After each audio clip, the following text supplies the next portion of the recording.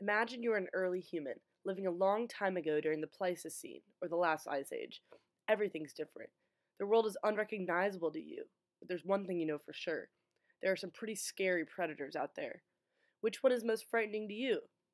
The Pleistocene carnivore that would scare me the most is Smilodon, or the saber-toothed cat.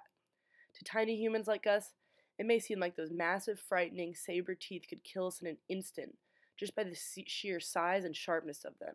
In actuality, the large size of the canines actually renders a cat to have less bite force than cats of the same size that do not have the saber teeth, due to a sort of mechanical trade-off.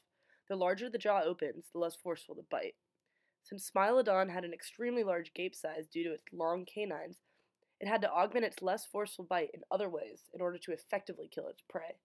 Considering these facts and limitations, the most widely accepted theory for saber-toothed jaw function of the last 30 years has been the canine shear bite, which asserts that Smilodon used its upper and lower jaws to bite prey, compensating for its relative lack of jaw force with the downward nodding motion of its head using its neck muscles.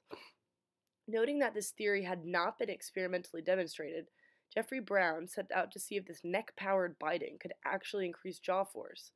He compared this method with his proposed alternative bite method called the Class 1 lever model, which models the bite mechanism as being analogous to a can opener.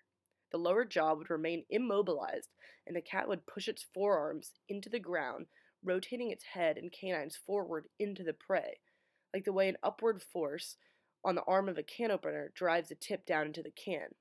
To do this, a life-size polyurethane replica of an adult Smilodon fatalis cranium, mandible, and neck was assembled from a composite skeleton cast of a Smilodon from Rancho La Brea, and this replica was digitized for experimental manipulation. Adobe Photoshop was then used to rotate the experimental image in various ways to measure the bite force that resulted from these two mechanisms. Brown found that the rotation of the cranium by the neck flexors would not even result in jaw closure, rendering the canine shear bite method essentially mechanically impossible. In fact, the only way that rotation of the cranium could simultaneously close the jaw is by rotation of the temporomandibular joint, which is the joint that connects the jawbone to the skull. This finding supports the Class 1 lever model.